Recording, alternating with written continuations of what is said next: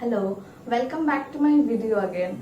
Okay, so those of you all don't know who am I am Trisha and I am the mother of a 4 years old daughter whose name is Amira, and I am a fashion designer by profession. So this video is dedicated to the breastfeeding week, which was in the first week of August from 1st August to 8th August. So I thought कि ये video क्यों ना breast feeding पे बनाई जाए। तो अगर आप ब्रेस्ट फीडिंग पर वीडियो सर्च करेंगे यूट्यूब पर तो आई गेस उधर बहुत सारे वीडियोस है उसके एसेंशियल के ऊपर, वो क्यों इम्पोर्टेंट है और बेबीज को क्या ज्यादा फायदा होता है और मम्मियों के लिए भी ये क्यों कराना जरूरी है एंड एसेट्रा एसेट्रा।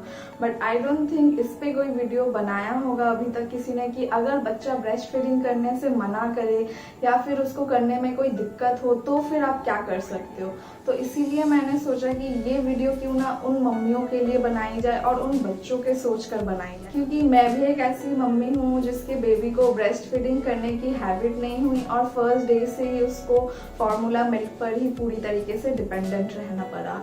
तो इसीलिए आई वुड से कि आप सबको जज मत कीजिए। ब्रेस्ट फीडिंग पता है एक नेचुरल प्रोसेस होती है, लेकिन किसी किसी के लिए ये बहुत ही ज़्यादा स्ट्रगल भी है। तो इसीलिए आई वुड से कि अभी वो पहले जैसा हिपोक्रेट बनना छोड़ दीजिए।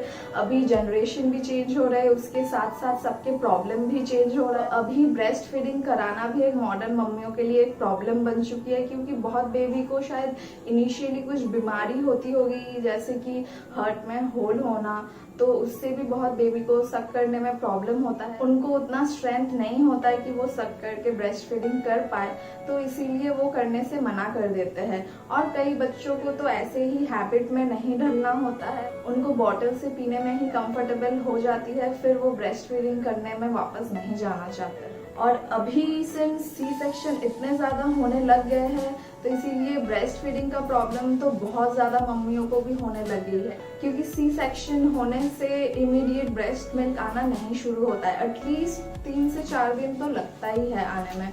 तो इसीलिए तब तक तो आपको फॉर्मूला मिल्क पर डिपेंडेंट रहना ही पड़ता है।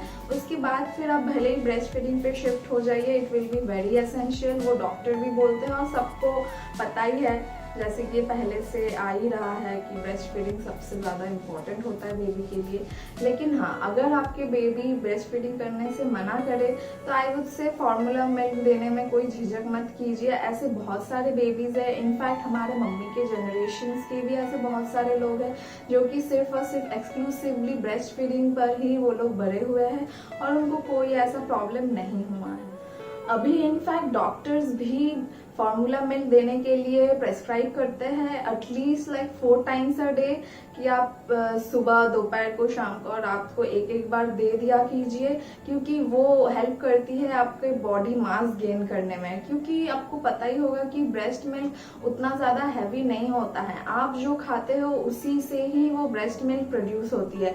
तो इट्स नॉट नेसेसरी कि आप जो खा रहे हो उसमें सारा न्यूट्रिएंट्स आपको जा रहा है, सारा प्रोटीन्स हो, कार्बोहाइड्रेट्स जो, वो उतना इक्विवेलेंट अमाउंट में जा रही है जितने आपको बेबी को चाहिए। लेकिन वो फॉर्मूला मिल्क में एकदम पूरी अच्छे तरीके से क्वांटिटी के हिसाब से वो बनाया जाता है, ताकि आपके बेबी को पूरी न्यूट्रिएंट्स और प्रोटीन्स और कार्बोहाइड्रेट सब कुछ मिल जाए। तो इसीलिए डॉक्टर्स बोलते हैं कि अगर आपके बेबी को वेट गेन करने में प्रॉब्लम हो रही है तो फिर आप फॉर्मूला मिल्क जरूर एटलीस्ट 4 टाइम्स अ डे दे दीजिए। तो there are a few things जो आपको याद रखना पड़ेगा कि अगर आप ब्रेस्ट फीडिंग नहीं करा पा रहे हो और एक्सक्लूसिवली फॉर्मूला मिल्क ही पिला रहे हो अपने बेबी को, तो आपको वो करना ही चाहिए। जैसा हम सबको पता है कि ब्रेस्ट मिल्क बेबी के विटामिन डी और कैल्शियम के लिए बहुत ज़्यादा एसेंशियल है। तो सिंस आप फॉर्मूला मिल्क दे रहे हो तो इसलिए आपको अलग से उसकी कमी पूरी करने के लिए आपको उसका सप्लीमेंट देना ही पड़ेगा, जो कि मल्टीविटामिन और मल्टी मिनरल का एक लिक्विड ड्रॉप आता है, जो कि आपको पेडिट्रिशियन या फिर चाइल्ड स्पेशलिस्ट सबको मिल जाएगा। और एक विटामिन D12 का भी एक ड्रॉप देते हैं, जो भी बहुत एसेंशियल है बोन्स डेवलप करने के लिए और उनको मजबूत रखने के लिए। वो भी आपके चाइल्ड स्पेशलिस्ट या फिर आपके पेडिट्रिशियन आप प्रेस्क्राइब कर देंगे, तो वो दोनों चीज़ आप ज़रूर उनको दीजिए। इन दोनों में बिल्कुल भी आप भूलना मत। और सबसे इम्पॉर्टेंट जो चीज़ है, सिंस आप बॉटल फीडिंग कराओगे तो फिर दिन में एटलीस्ट आपको 6 to 7 टाइम्स फीड कराना ही पड़ेगा। तो इट्स वेरी इंपॉर्टेंट कि आप अपने बॉटल को अच्छे से क्लीन कीजिए और हर बार स्टेरिलाइज करके फिर ही उसको यूज़ कीजिए, नहीं तो it might cause some infection in the stomach और वो बच्चे के लिए बहुत ही ज़्यादा हार्मफुल हो सकता है।